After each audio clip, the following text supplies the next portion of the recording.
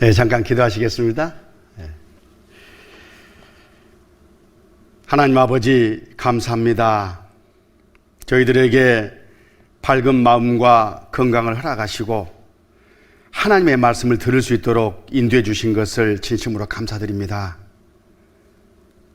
오늘 또 하나님께서 선택하신 이 선민을 통해서 하나님은 살아계시고 성경은 하나님의 말씀인 것을 더욱 깨달아 알고자 합니다. 주께서 태어나는 입술이나 듣는 각선한 마음이나 온전히 주정해서 모든 진리 가운데로 인도해 주시옵소서. 우리 구주 예수님 이름으로 기도드렸습니다. 아멘. 성경 말씀 에스겔 39장을 보시겠습니다. 구약 성경 에스겔입니다. 39장 28절. 전에는 내가 그들로 사로잡혀 열국에 이르게 하였거니와 후에는 내가 그들을 모아 고토로 돌아오게 하고 그 한 사람도 이방에 남기지 아니하리니 그들이 나를 여호와 자기들의 하나님인 줄 알리라. 앞 시간에 우리는 이스라엘이 당한 환난의 어두운 역사를 통해서 예수를 믿고 영원히 구원받으라 하는 하나님의 명령을 어긴 죄가 얼마나 큰지에 대해서 교훈을 받았습니다. 이스라엘 민족은 자기들을 구원하러 오신 예수님을 알아보지 못하고 배척해서 십자가에 못 박아 죽였습니다. 그 죄로 말미암아 이스라엘 민족은 자기들이 살던 그 땅에서 완전히 뿌리가 뽑혀 로마 제국 전 지역으로 흩어졌고 그 땅은 황무지가 됐습니다. 그리고 그들은 가는 곳마다 환영은커녕 저주와 학살을 우리 시대까지 계속 당해왔습니다. 그러다가 1948년 5월 14일 자기 땅에 나라를 세웠습니다. 이스라엘이 독립한 것입니다. 바로 이스라엘의 회복입니다. 하나님은 지금부터 3500년 전에 2700년 전에 2600년 전에 계속해서 이스라엘을 다시 회복시켜 주시겠다고 약속을 구체적으로 해 오셨는데 그 말씀이 그대로 우리 시대에 이루어진 겁니다. 방금 전에 읽었던 이 말씀도 그 말씀의 한 대목입니다. 함께 같이 읽어보겠습니다. 28절. 전에는 내가 그들로 사로잡혀 열국에 이르게 하였거니와 후에는 내가 그들을 모아 고토로 돌아오게 하고 그 한 사람도 이방에 남기지 아니하리니 그들이 나를 여호와 자기들이 하나님인 줄 알리라. 옛날 조상들이 살던 그 땅으로 돌아오게 하겠다 하신 말씀을 지금으로 2700년에 하셨던 겁니다. 이렇게 하신 목적도 기록되어 있죠. 바로 하나님이 살아계신다는 것. 그리고 하나님은 한 번 이 성경에 말씀하시면 그대로 이루시는 그 분이라는 것을 깨닫게 하기 위해서 이렇게 하신다고 지금 말씀하시는 거예요.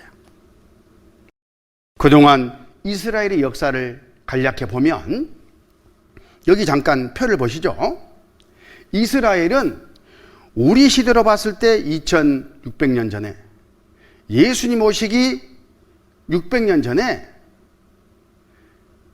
바벨로니아에 의해서 멸망을 당했어요.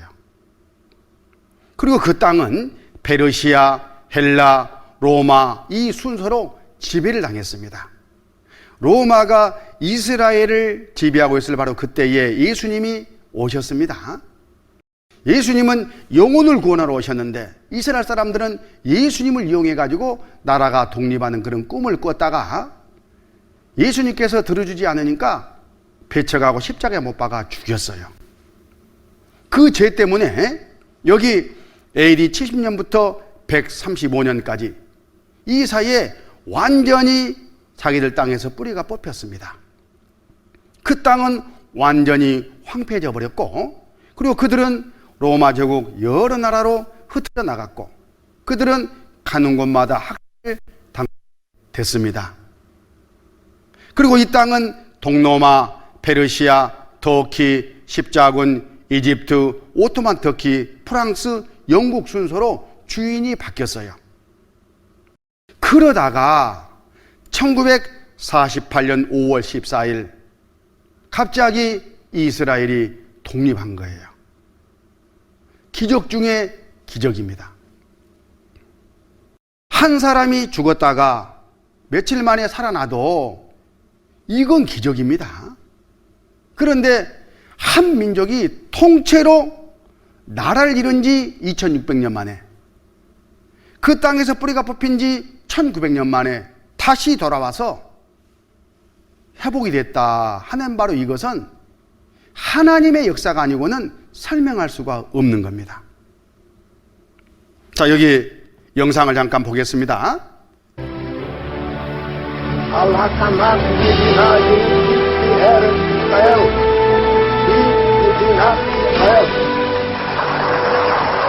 (1948년 5월 14일) 벤구리온 수상은 텔아비브 박물관에서 이스라엘이 독립국가가 되었음을 선포했다.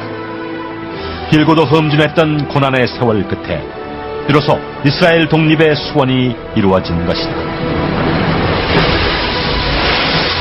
전 세계 언론은 즉시 이스라엘의 독립을 앞다투어 보도했다. 국가 형성의 기본 요소인 영토, 국민, 그리고 주권.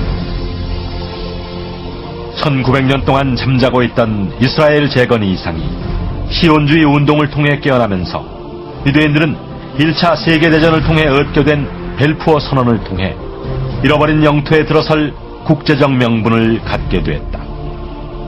이후 2차 세계대전 때 겪은 홀로코스트는 분명 절망의 대재앙이었지만 그 환란은 세계 각처에 흩어져 있던 모든 유대인들의 발걸음을 팔레스타인으로 향하게 했다.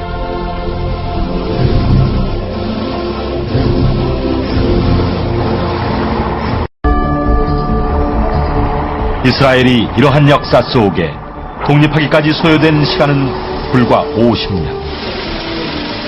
1900년간 아무 움직임이 없다가 불과 50년 동안 이루어진, 우연이라 하기에는 너무나 치밀하게 연이어진 이스라엘의 독립 역사. 이것은 분명 하나님의 역사였다. 세계 역사상에 한 나라가 망해서 없어졌다가 2000년 만에 조국을 광복한 예가 없습니다. 우리나라로 본다면은 2000년 전에 삼국시대에 해당됩니다. 지금 만주에 대륙에 가보면은 우리 선조들이 다스리던 땅 유적 흔적 많습니다.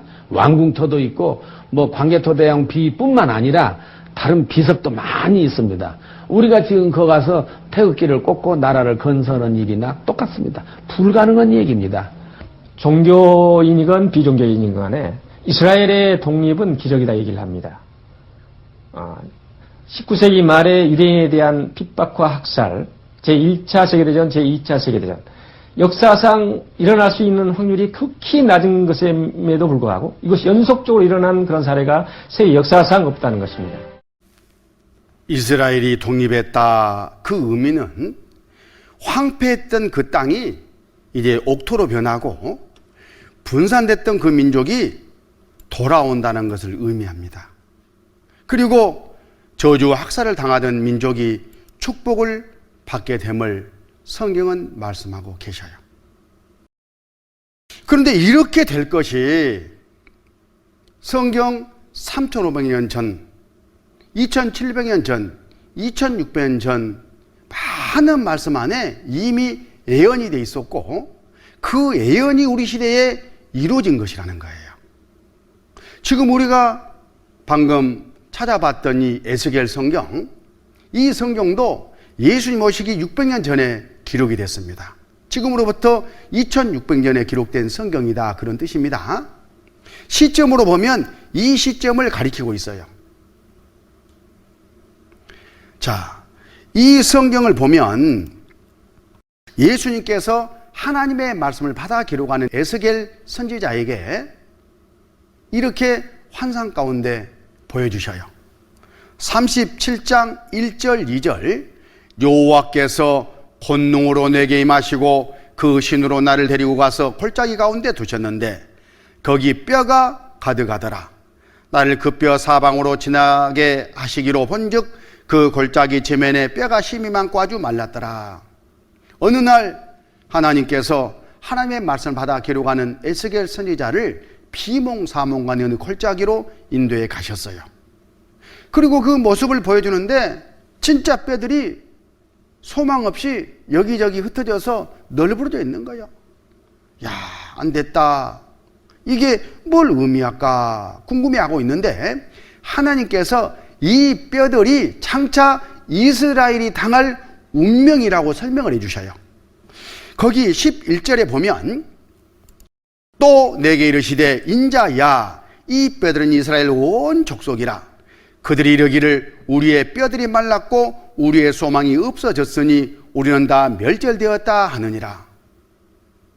이 성경이 기록될 시점으로 봤을 때 700년 후에 이 일이 실제 이루어졌습니다. 예수님을 십자가에 못 박아 죽인 죄로 AD 70년 135년에 이르러서 완전히 그 땅에서 이스라엘 민족이 뿌리가 뽑혔잖아요. 이걸 지금 700년 전에 미리 말씀을 하고 계시는 거예요. 뼈가 마른 바로 그것으로. 그들이 이르기를 우리의 뼈들이 말랐고 우리의 소망이 없어졌으니 우리는 다 멸절되었다 하느니라. 그렇지만 이것으로 끝나지 않고 세상 끝날이 되면 이렇게 해주시겠다고 하나님이 약속을 하셨어요. 12절 그러므로 너는 대언하여 그들에게 이르기를 주 여호와의 말씀에 내 백성들아 내가 너희 무덤을 열고 너희로 거기서 나오게 하고 이스라엘 땅으로 들어가게 하리라. 다시 이스라엘 민족을 회복시켜 주시겠다 하신 바로 그 약속이잖아요. 이렇게 하신 이유가 있습니다. 14절을 함께 읽겠습니다. 내가 또 내 신을 너희 속에 두어 너희로 살게 하고 내가 또 너희를 너희 고토에 거하게 하리니 나 여호와가 이 일을 말하고 이룬 줄을 너희가 알리라. 나 여호와의 말이니라 하셨다. 아, 하나님이 계셔가지고 하나님이 이스라엘 민족의 배후에서 이 일을 하고 계시는구나. 성경 말씀은 그대로 이루어지는구나. 이것을 깨닫게 하기 위해서 이 일을 행하신다라고 말씀을 하셨습니다. 이 하나님은 황폐한 땅이 옥토로 바뀔 것을 너무나 자세하게 미리 2600년, 2700년 전에 예언을 하셨어요. 그 한 대목을 보면 에스겔 36장 8절부터 그러나 너 이스라엘 산들아 너희는 가지를 내고 내 백성 이스라엘 위하여 과실을 맺으리니 그들이 올 때가 가까이 이르렀음이니라. 내가 돌이켜 너희와 함께 하리니 사람이 너희를 갈고 심을 것이며 내가 또 사람을 너희에 많게 하리니 이들은 이스라엘 온 족속이라. 그들로 성읍들에 거하게 하며 빈 땅에 건축하게 하리라. 그들의 올 때가 가까이 이렇습니다. 다 흩어졌다가 돌아올 때에 하나님께서 이스라엘 땅을 이렇게 하겠다 그런 뜻이에요. 마을이 들어서고 도시가 들어서도록 해주겠다라고 약속하셨습니다. 그대로 우리 시대에 이루어졌잖아요. 이스라엘 민족이 떠나고 난 그 땅은 이런 완전한 황무지였습니다. 돌 자갈밭이었어요. 그런데 1921년 리하바 이 돌짝 같은 사막 같은 황무지에 천막을 치고 정착하는 유대인들 1900년 초에 유대인들이 한 명, 두 명 들어와 가지고 개간을 시작했다 그런 뜻입니다. 하나님의 섭리입니다. 그리고 스프링클러가 돌아가고 씨앗이 뿌려지고 어느덧 옥토로 바뀌었습니다. 이런 황량한 들판에 마을이 들어서고 이런 버려진 해변에 도시가 들어섰습니다. 성경 말씀이 그대로 이루어진 겁니다. 황무지일고 적과 꿀의 땅으로 연세대학교 박준서 대학원장이 현장에 직접 가서 보고 와서 신문에 보도한 내용입니다. 원래는 황무지였는데 적과 꿀이 흐르는 땅으로 완전히 바뀌었구나. 감탄한 그 내용, 바로 그것을 이 기사로 써서 보도를 했습니다. 그런데 이 원장이 한 말과 똑같이 이방 사람들이 감탄할 것이 성경에 미리 예언되어 있어요.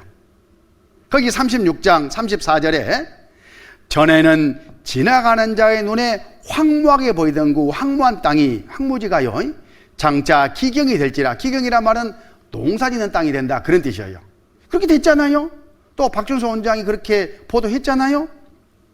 사람이 이르기를 이 땅이 황무하더니 이제는 에덴 동산같이 되었고 황량하고 적막하고 무너진 성읍들의 성벽과 거민이 있다 하리니, 실제 이 말씀이 그대로 이루어졌어요. 이런 버려진 완전한 황무지가 나무가 심겨지고 농사짓는 땅으로 바뀌었지 않습니까? 이런 버려진 해변이 부가 철철 넘치는 이런 도시로 바뀌었습니다. 성경은 말씀 그대로 이루어지는 겁니다. 에덴 동산처럼 아름답게 이렇게 바뀌었잖아요. 사막이 연못되리라 이사야의 예언이 실현됐다. 원래는 이런 완전한 돌자갈밭이었습니다. 하나님께서 말씀대로 약속대로 그렇게 이루신 겁니다. 그런데 이렇게 하신 이유가 있어요. 목적이 있어요. 이스라엘 민족을 위한 일도 되지만 이방 사람들, 여러분과 나, 우리 모든 사람들 위해서 이스라엘을 통해 이렇게 하신다라고 하나님이 말씀하셨어요. 거기 에스겔 36장 36절, 너희 사면에 남은 이방 사람이 나 여호와가 무너진 곳을 건축하며 황무한 자리에 심은 줄 알리라. 나 여호와가 말하였으니 이루리라. 여러분 보고 믿으라고 지금 하나님이 하신다, 그런 뜻이라니까요. 아, 하나님은 계시는구나, 말씀대로 하시는구나. 나 여호와가 말하였으니 이루리라. 이루어졌잖아요. 성경은 문자 그대로, 말씀 그대로 이루어지는 거예요. 성경은 사실이지 않습니까?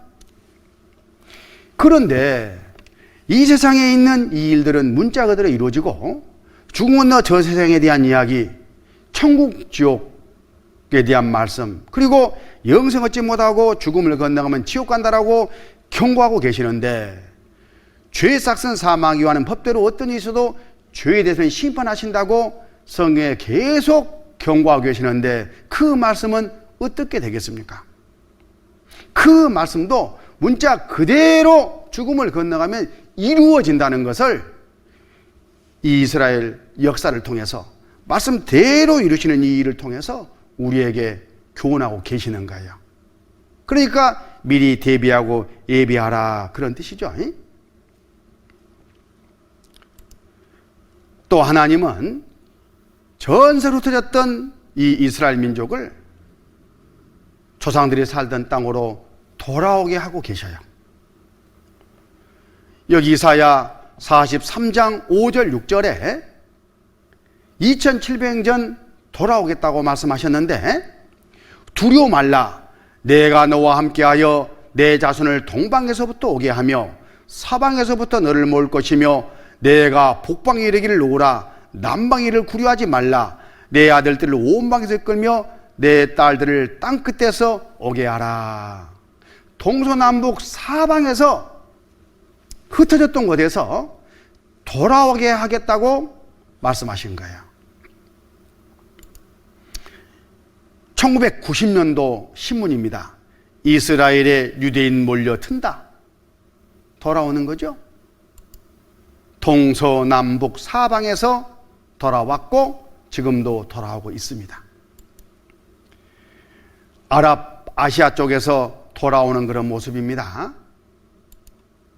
프랑스 유대인 650명, 이스라엘 영구 이주, 프랑스에서 돌아왔습니다. 미국계 유대인 400명, 4달 이스라엘 기한, 미국에서도 돌아왔습니다. 아리엔 거주 유대인 이스라엘 이민 러시, 남미 쪽에서도 돌아왔습니다. 유대인 탈에티 작전, 에티오피아에서도 돌아왔습니다. 소유대인 40만 명 출국 허용, 프랑스가 비행기편 제공, 북쪽 러시아에서도 40만 명이나 한꺼번에 돌아왔습니다. 성경 말씀이 이루어졌잖아요. 그런데 이스라엘 민족이 자기 나라로 돌아올 그때에 비행기라는 것이 만들어져 가지고 비행기 타고 돌아올 것이 2700년 성경에 미리 기록되어 있어요. 비행기가 왜 그렇다니까요. 확인해 봅시다. 이사야 60장 8절, 저 구름같이 비둘기가 그 보금자리로 날아오는 같이 날아오는 자들이 누구뇨? 당시 하나님의 말씀을 받아 기록하는 이사야 선지자에게 하나님께서 비행기 타고 이스라엘 민족이 지금 우리 시대에 돌아오는 이 모습을 미리 보여주셨어요. 환상 가운데. 그걸 보고 그 당시에 기록을 해야 되겠는데 그때는 무슨 비행기란 말이 있겠어요? 에어플레인이라 해야 되겠어? 우리는 처음엔 날트리라 하겠는데 날트리라 하겠어? 그 당시의 사람들도 알아먹을 수 있는 말로 기록해야 되니까 이렇게 기록한 거예요. 비행기를 보고 비둘기가 자기 집으로 오는 것처럼, 구름이 둥둥 떠 있는 것처럼 떠서 오네, 이렇게. 정확하죠? 성경은 사실이고 그대로 이루어진다는 것을 이 비행기 하나만 가지고도 우리가 믿을 수가 있습니다. 이렇게 이스라엘 민족이 돌아올 그때에 하나님께서 그냥 들여보내지 않고 바다의 풍부와 이 열방의 재물을 몽땅 걸머쥐고 들어가게 해주시겠다고 또 약속하셨어요. 거기 이사야 60장 4절 5절, 내 눈을 들어 사매를 보라, 무리가 다 모여 내게로 오느니라. 내 아들들은 온 방에서 오겠고 내 딸들은 안기 올 것이라. 그때 내가 보고 희색을 바라며 내 마음이 놀라고 또 화창하리니 이는 바다의 풍부가 내게로 돌아오며 열방의 재물이 내게로 옴이라. 이스라엘 민족이 돌아올 때에 무슨 바다에서 어떤 큰 부가 주어진다, 그런 뜻이죠. 그리고 열방은 여러 나라죠.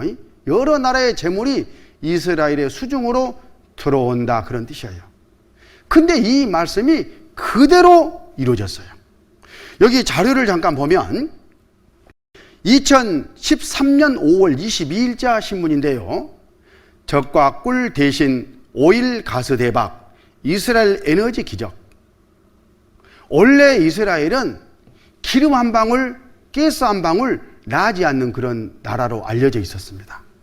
그래서 애꾸는 모세다이안 장군은 하나님에게 불평을 하기도 했어요. 하나님, 우리에게 땅을 주려면 사우디아라비아 같이 기름이 나는 그런 땅을 주셔야지, 기름 한 방울 나지 않는 이런 땅을 줘가지고 왜 이렇게 힘들게 살도록 하십니까? 하고 원망을 했는데 착각이었습니다. 그 뒤에 우리 시대에 최근에 이 이스라엘 서해안 지역, 또 서해바다 대륙봉안에 세계에서 석유가 가장 많은 나라가 사우디아라비아인데 그 사우디아라비아의 매장량에 걸맞는 석유가 묻혀 있다는 것이 확인됐어요. 얼마나 놀랄 일입니까? 그 전에는 나무가 갖다가 다 쓰고 이제 떨어질만 하면 그때 이 석유 가지고 떵떵거리고 세계를 지배하고 다스리라고 하나님이 이때 보여주신 거예요. 숨겨놨다가. 만약에 이 석유가 오래전에 밝혀졌으면 그때는 이스라엘 사람들 것이 아니죠. 다른 나라 사람들이 다 퍼서 먹었을 거 아니겠어요. 하나님이 숨겨놨다가 정말로 이스라엘이 돌아올 때에 드러나게 해주신 거예요. 이것도 기적이잖아요. 코트라 세계 경제 전망, 이스라엘의 키막힌 에너지 독립. 전에는 수입국이었는데 이제 수출국으로 변했습니다. 한순간에 그렇게 돼버린 거예요. 기가 막히지 않아요? 수입국에서 수출국으로 화려한 변신. 하나님의 역사였습니다. 이 말씀이 그렇게 이루어진 거예요. 이스라엘 지구촌 돈 싹쓸이한다. 이스라엘 수중으로 세상 여러 열방의 재물들이 다 들어간다. 그런 보도 내용입니다. 성경과 똑같아요. 돈으로 목을 죄라. 그래서 그 돈으로 여러 나라에다가 빚을 놓고는 체주 역할을 하는 거예요. 경제, 정치, 쥐락펴락하면서 세계를 자주우지 지금 하고 있는 겁니다. 조그만한 이스라엘 민족이. 나라빚 1년새 93조 늘어 1211조 원. 우리나라 빚이요 1211조 원이라니까요. 놀라시지도 않네. 그런데 이 돈을 어디서 빌어왔을까요? 미국? 미국은 세계 두 번째로 빚이 많은 나라예요. 그럼 일본인가? 일본은 첫 번째 빚이 많은 나라예요. 그러면 어디? 바로 이스라엘 민족이 경영하는 세계은행에서 빌려온 겁니다. 성경 말씀대로 전 세계 나라들이 이스라엘 그 후손들에게 돈을 빌려다 쓰고 목이 조여 오는 거예요. 2011년도 신문을 기준으로 봤을 때 일본이 가장 빚이 많은 나라고 그 다음 미국, 이탈리아, 프랑스, 영국, 독일, 그리스, 그 다음에 한국 순서였습니다. 어디서 빌려왔다고요? 이스라엘. 신명기 15장 6절에 내 하나님 여호와께서 내게 허락하신 대로 내게 복을 주시리니 내가 여러 나라에 꾸어줄지라도 너는 꾸지 아니하겠고 내가 여러 나라를 치리할지라도 너는 치리함을 받지 아니하리라. 꾸지 않도록 이스라엘에게 돈을 주시고 그리고 이스라엘은 그 돈 가지고 재물 가지고 세계를 치리하고 다스리게 해주겠다. 이렇게 하나님이 말씀하셨는데 실제 우리 시대에 이 말씀대로 이루어지고 있잖아요. 2% 유대인 미국을 쥐락펴락. 미국의 유대인은 겨우 2%예요. 그런데 그 2% 유대인이 미국 정치 경제를 쥐었다 놨다 한다니까요. 미국뿐만 아니라 세계를 다스리고 있어요. 미국을 통해서. 다이스 별이 세계를 지배한다. 막강한 자본력으로 선진국 정치, 경제, 언론계 장악. 이스라엘 총리가 돌아가셨는데 세계 정치 지도자들이요, 알만한 분들이 다 참석했어요. 조그마한 나라의 총리인데 그만큼 막강한 권력을 휘두르고 있다, 그런 뜻입니다. 성경 말씀대로.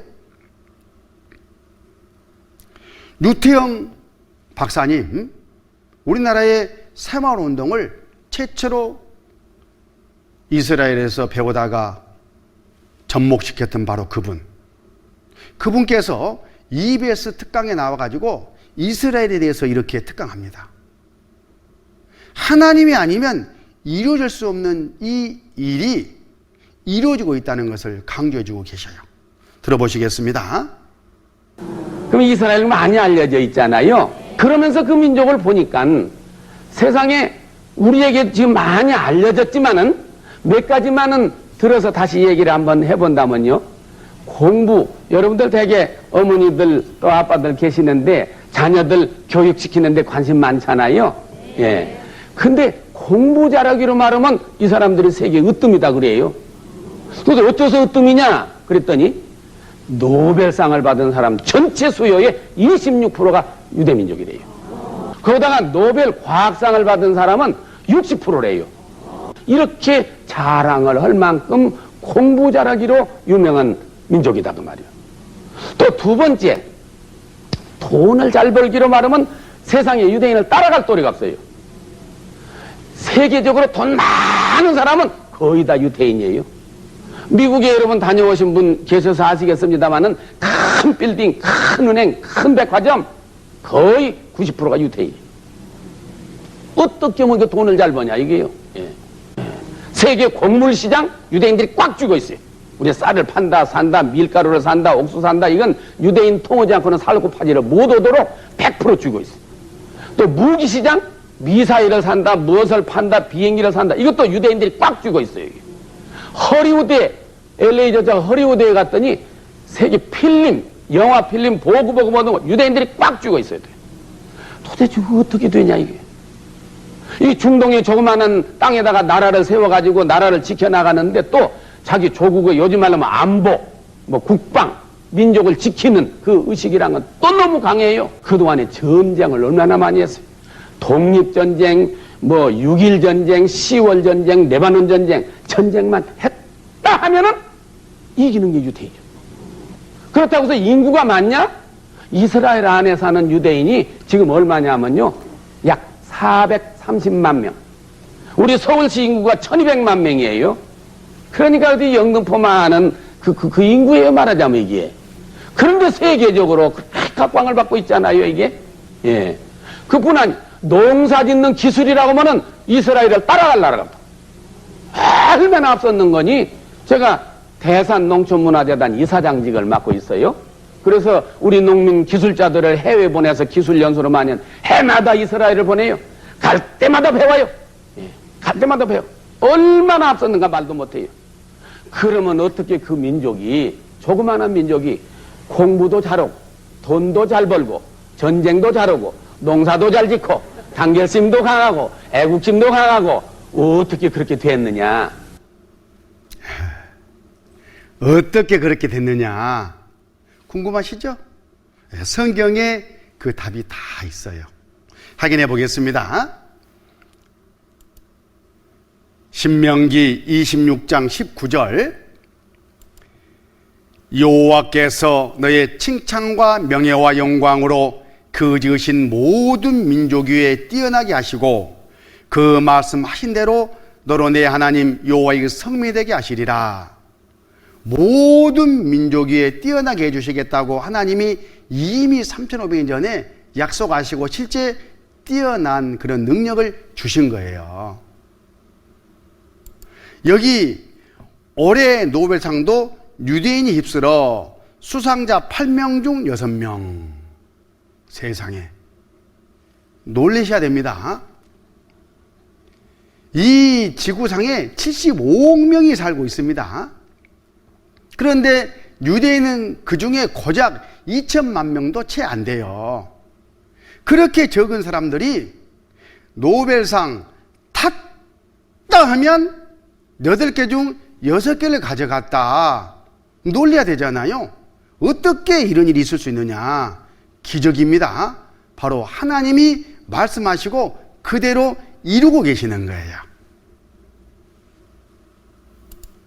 또 신명기 8장 18절에 내 하나님 여호와를 기억하라. 그가 내게 제물 얻을 능을 주셨습니다. 이같이 하시면 내 열적에 맹세하신 언약을 오늘과 같이 이루려 하심이니라.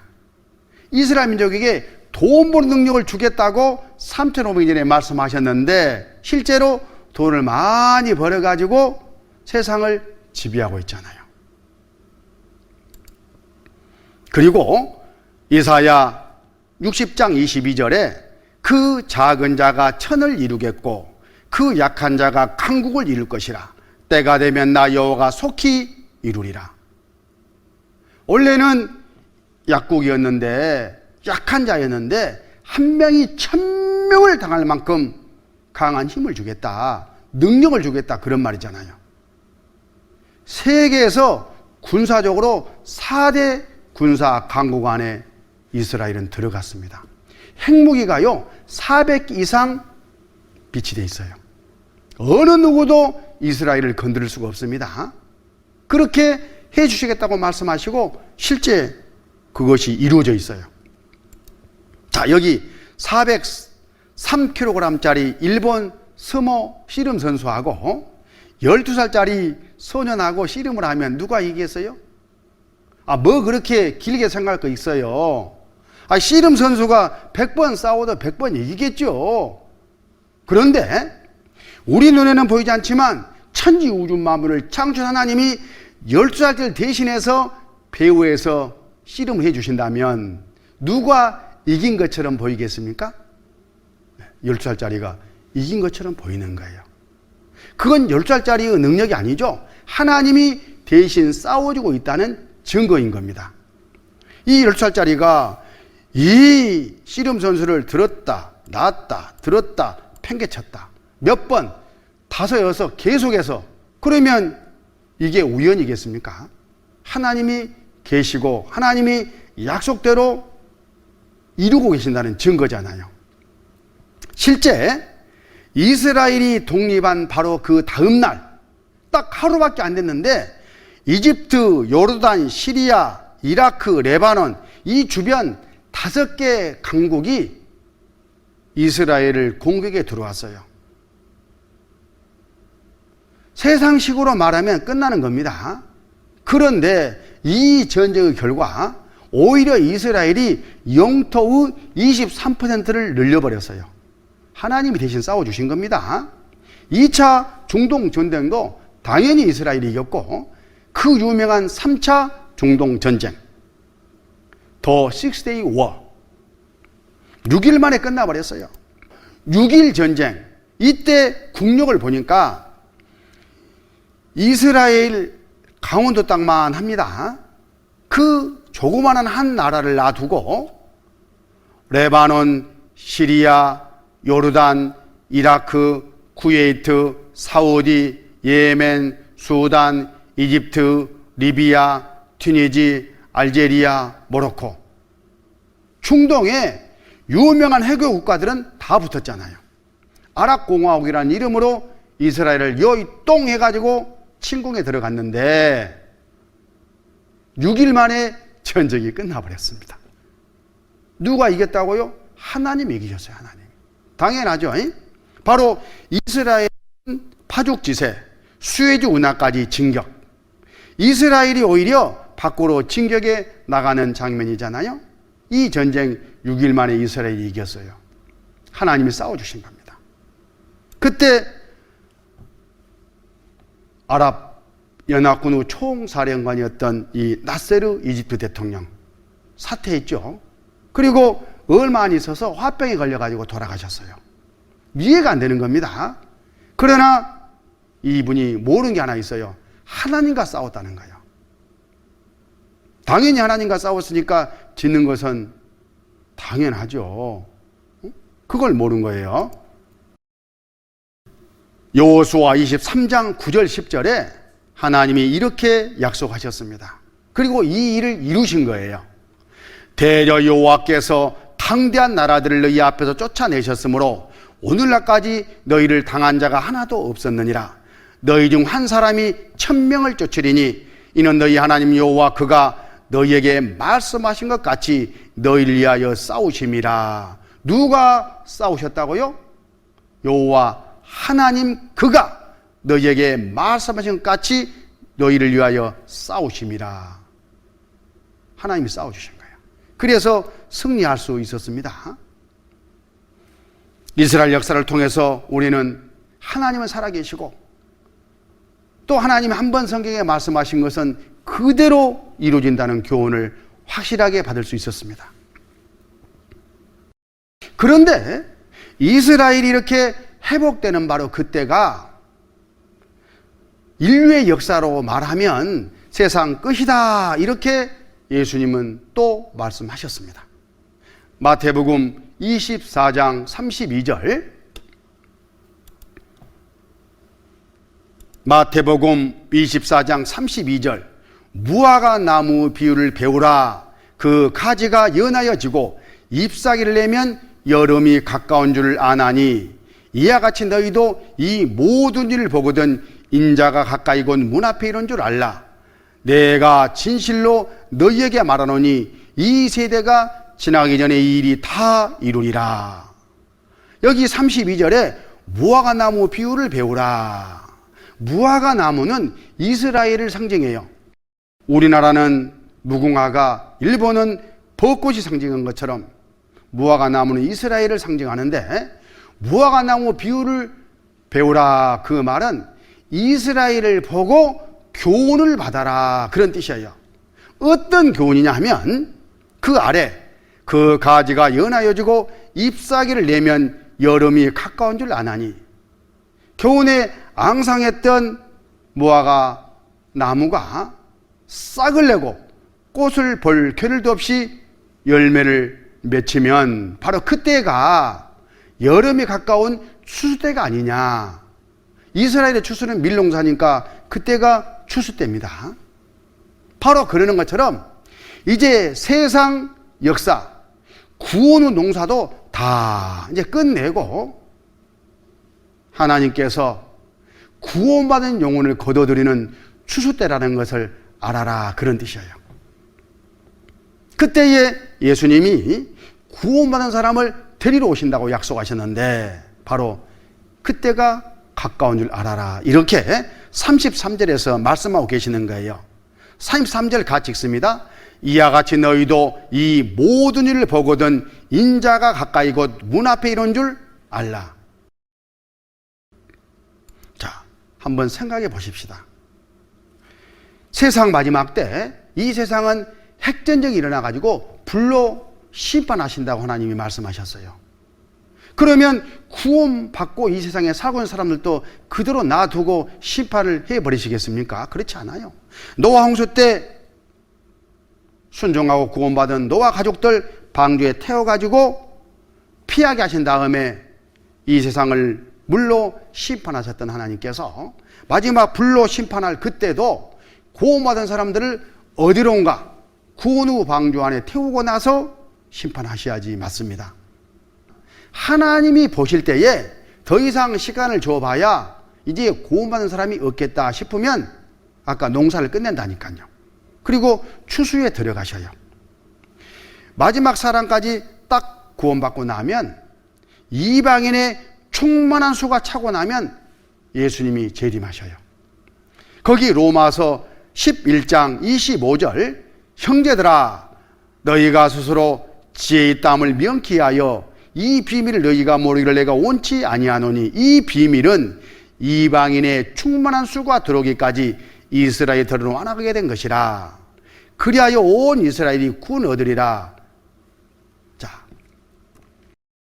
하나님께서 이방인들이 얼마나 구원받을지를 미리 아셔요. 전지전능하시니까. 그 수가 딱 차고 나면 더 이상 둘 필요가 없잖아요. 오신다, 그런 뜻입니다.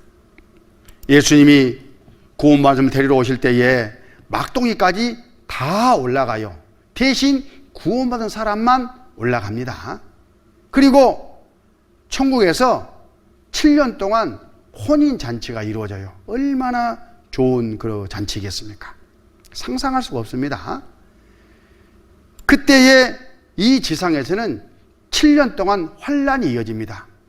마귀가 세계 대통령 왕 한 사람을 세워가지고 세계 정부를 만들고, 그리고 오른손이나 이마에 666 바코드 표를 받게 해가지고 지배하고 다스리는 그런 시간이 7년 동안 이어진다, 그런 뜻입니다. 그 끝에 핵전쟁이 일어나가지고 이 세상은 불로 망하게 됩니다. 이걸 우리는 전에 마지막 징조로 살펴봤잖아요. 마지막 징조를 말씀해 주셨는데 이 이스라엘의 회복이 가장 큰 징조예요. 세상 끝이 다 됐다는 징조입니다. 그리고 거짓 그리스도, 전쟁, 기근, 지진, 질병, 지구가 낡아지고 동식물이 멸종되는 이런 일들이 바로 주님 오실 날이 너무 가깝다는 징조다, 그런 뜻입니다. 그런데 징조로 가깝다는 것이지 그 날은, 그 시간은 알 수가 없어요. 마태복음 24장에 예수님께서 이렇게 말씀하셨습니다. 그러나 그 날과 그때는 아무도 모르나니 하늘의 천사들도 아들도 모르고 오직 아버지만 아시느니라. 아무도 주님이 언제 오실 줄은 모르는 거예요. 그런데 어떤 사람들이 날 시간까지 딱 정해놓고 그때 주님 오신다라고 하고 다니면 다 가짜인 거예요. 성경과 다르면 가짜입니다. 성경과 다른 것이 이단인 거예요. 실제 전에 제가 신문사 기자로 근무할 그 당시에 1992년 10월 28일 예수님이 재림하고 자기들이 그날 올라간다고 집 팔고 논 팔고 소 팔고 학교 때려치우고 직장 때려치우고 막 산속에 천막을 쳐놓고 박수치면서 집단 생활했던 그런 사람들이 그때 있었습니다. 그게 사회 문제가 돼가지고요, 언론사에서도 민감하게 반응하고 취재해서 보도했던 그런 적이 있었어요. 저는 이제 경찰청을 출입하는 사건 캡 담당 기자였기 때문에 그 사건을 보도도 했을 뿐만 아니라 올라간다고 하는 그날 경찰청 상황실에서 이 사람들 어떻게 된가 보자 하고 취재하고 있었어요. 물론 그 다음날 신문에 이 사실을 올라갔으면 올라갔다고 써야 되고 못 갔으면 못 갔다고 써야 되니까요. 그때 사실 이 사람도 올라가면 어쩌지 하고 걱정도 되더라고요. 제가 좀 순진하거든요. 그때 저는 불교도인이었어요. 휴거라는 것 자체가 말이 안 된다고 생각했어요. 그래서 그날 밤 기사를 작성해가지고 그러면 그렇지 하면서 보도했던 것이 이것입니다. 아무 일도 없었던 12.8 소동, 불발 휴거, 가정 파탕 등 폐인 상처 너무 커 각계 희대의 사기극 엄벌마땅. 휴거 자체를 사기극이라고 저는 그렇게 이제 봤던 거죠. 여기 보세요. 최근유 기자 맞잖아요. 그런데 나중에 성경 공부를 하면서 제 생각이 잘못됐다는 걸 알았어요. 아, 휴거는 있는 거구나. 성경은 사실이니까. 그런데 나를 받는 것은 가짜구나. 이걸 깨달은 거예요. 저는 그때 성경 공부를 하면서 이 교회도 무슨 휴거 들림을 이야기하고 하니까 이 교회도 좀 이상한 교회네. 이 교회도 좀 뭐 그런 교회 아닌가 싶어가지고요. 무려 석 달 반 동안을 뒷조사를 해본 적이 있어요. 그랬더니만 정말 이 교회가 성경대로 가르치고 성경대로 믿는 교회라는 확신이 들었어요. 그래서 구원을 받았지 않겠습니까? 그리고 신뢰하는 마음으로 계속 주님을 섬기고 또 휴거를 이야기하고 그 안에 빨리 우리 구원받자, 내 주변에 사랑하는 사람들에게 복음을 전하면서 달려오다 보니까 이렇게 목사까지 되어버렸어요. 잘했죠? 자, 구원받은 정상적인 그리스도인들은 이 생활도 지극히 정상적으로 하도록 돼 있어요. 직장에서, 주부는 가정에서, 학생은 학교에서, 농부는 농토에서 열심히 현장에서 주님을 섬기면서 사랑하는 사람들에게 함께 구원받고 천국 가자는 복음을 열심히 전하는 것이 세상 사람들과 다른 점이에요. 마태복음 24장 40절 41절 그때에 두 사람이 밭에 있음에 하나는 데려감을 당하고 하나는 버려둠을 당할 것이요 두 여자가 매를 가고 있음에 하나는 데려감을 당하고 하나는 버려둠을 당할 것이니라. 누가 데려감을 당하고 누가 버려둠을 당하겠습니까?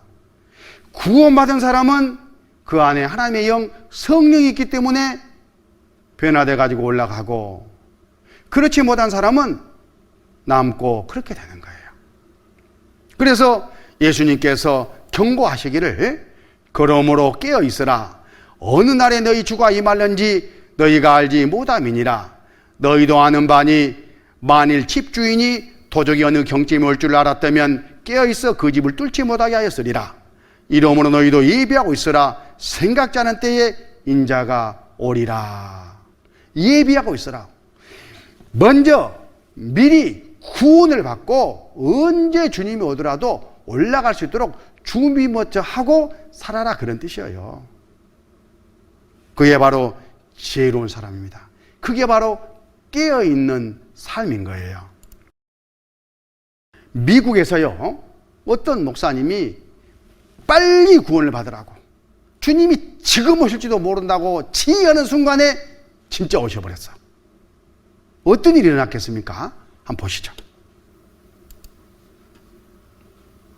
Jesus Christ is coming back for his church. The Bible says in Matthew chapter 24 verse 42, "Watch therefore, for you do not know the hour your Lord is coming." I want you to know, church, that Jesus Christ could come this month, or he might come next week, or he could even come...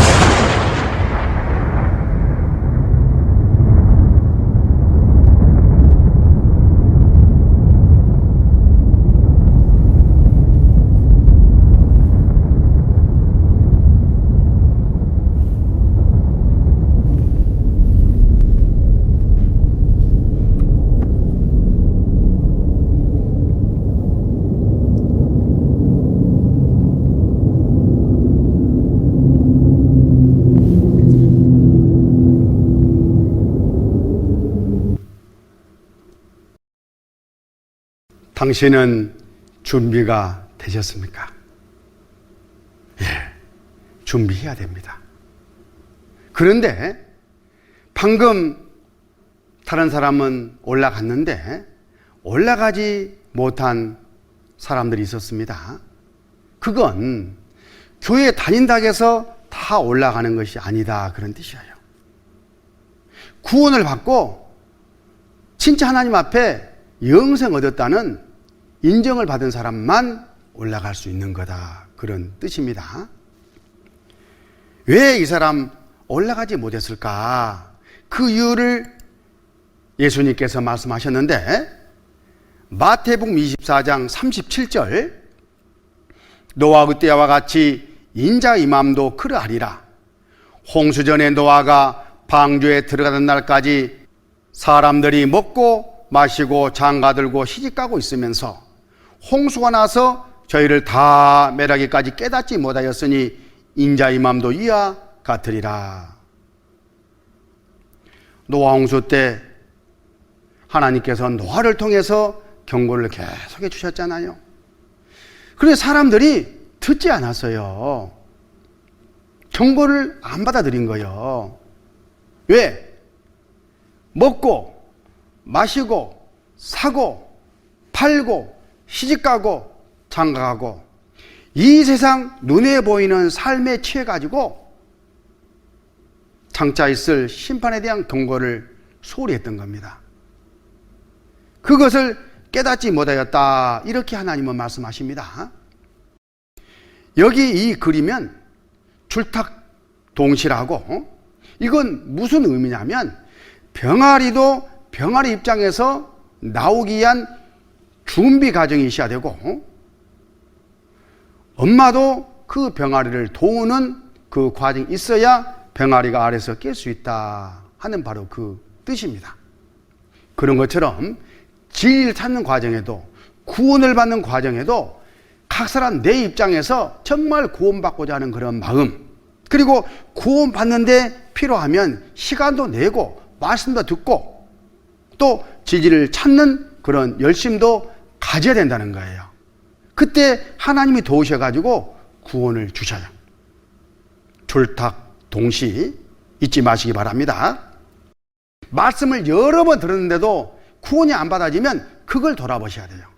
이 세상 끝에 내가 마음에 붙잡혀가지고 구원받는 이것이 2번, 3번으로 밀려있는 건 혹시 아닌가. 이 귀한 구원을 2번, 3번으로 밀어놓고 있으면 그 사람은 구원받고자 하는 마음이 있다고 하나님이 보시지 않아요. 우선적으로 나는 구원을 받겠습니다. 구원해 주십시오 하나님, 이 마음을 하나님께 나가는 것이 지극히 진리를 찾는 사람의 태도이자 자세인 겁니다. 자, 여기 잠언 23장 23절에 진리를 사고서 팔지 말며 지혜와 훈계와 명철도 그리할지니라. 진리를 사라. 무슨 돈 주고 산다 그런 뜻이 아니죠. 정말 진리를 찾고자 하는 마음으로 진리 앞에 나오라 그런 뜻이에요. 하나님의 말씀을 마음을 열고 듣는 것도 거기에 해당될 겁니다. 또 교회당에 나가야 될 일이 있으면 나가는 것도 거기에 해당될 겁니다. 또 이 일이 많이 있지만 하나님 말씀 듣는 것을 먼저 내가 선택하는 것도 여기에 해당될 거예요. 진리를 사고 팔지 말며, 그 말은 기회가 주어졌을 때 절대 이 기회를 놓치지 마라 그런 뜻이에요. 왜냐하면 두 번 다시 오지 않을 수가 있기 때문에 그렇습니다.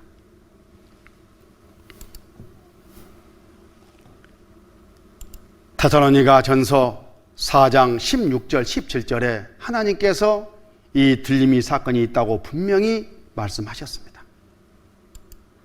주께서 호령과 천사장의 소리와 하나님의 나팔로 친히 하늘로 쫓아 강림하시리니 그래도 안에서 죽은 자들이 먼저 일어나고 그 후에 우리 살아남은 자도 저희와 함께 구름소로 끌어올려 공중에서 주를 영접하게 하시리니 그리하여 우리가 항상 주와 함께 있으리라. 이 일이 있어요. 얼마나 큰 소망입니까? 구원을 받고 이 땅을 살아가면 비록 몸은 아프지만 이 땅 소망은 없지만 정말 재미없는 이런 세상이지만 주님 오시는 그날 이 아픈 몸도 이 병든 몸도 깨끗한 몸으로 다시는 아프지 않는 그런 고통 없는 그런 몸으로 변화돼 가지고 올라가서 하나님과 함께 천국에서 영원히 산다는 것을 생각해 보셔요. 바로 그 날이 있습니다. 그 날을 바라보고 구원을 받자 그런 뜻입니다. 애벌레가 애벌레로서 삶이 전부가 아니잖아요. 나중에 나비가 되어가지고 이곳저곳 찾아다니는 전혀 새로운 세계가 기다리는 것처럼 우리의 이 썩을 몸이 이것으로 전부가 아니에요. 주님 오시는 그날 신령한 몸으로 바뀌어서 올라가는 그 일이 있는 겁니다. 그런데 누가 올라가느냐? 바로 쇳가루와 모래를 섞어놓고 모양은 비슷하지만 자석을 갖다 들이대면 쇳가루만 올라붙잖아요. 바로 구원받은 사람만, 구원받고 그 안에 하나님의 영, 주님의 영, 성령이 있는 사람만 올라가도록 돼 있어요. 그래서 구원을 받아야 되는 겁니다. 그런데 교회는 다녔는데 이렇게 올라가지 못한 사람들이 있습니다. 열심히 부족해서가 아니에요. 기도가 부족해서가 아니에요. 돈이 부족해서가 아니에요. 정성이 부족해서가 아닙니다. 진리의 말씀을 옳게 분별하고 그 영혼이 복음으로 구원을 받는, 단번에 과거 의제, 현재 의제, 미래 의제 모든 죄를 다 용서받는 그런 죄 사함 후 구원을 받은 사람만 올라갈 수 있어요. 그런 일을 위해서 우리가 지금 성경을 배우고 있으니까 이런 소망을 가지고 계속해서 기도하면서 배우도록 하십시다. 참으로 하나님께 간절히 구원받기를 기도하시기 바랍니다. 잠깐 기도하겠습니다. 아버지 하나님 감사합니다. 이스라엘 민족의 회복을 통해서 하나님의 능력과 성경 말씀이 그대로 이루어짐을 깨닫도록 해주신 것 감사드립니다. 또 주님 오신 날이 너무나 가까운 이때에 구원받고 천국에서 주님과 함께 영생할 수 있는 소망 허락해 주신 것도 감사드립니다. 말씀 듣는 모든 사람들 다 구원을 받고 진리란 데 이르길 수 있도록 도와주시옵소서. 오늘 또 함께 해주신 주님께 모든 감사를 드리면서 우리 구주 예수님 이름으로 기도드렸습니다. 아멘.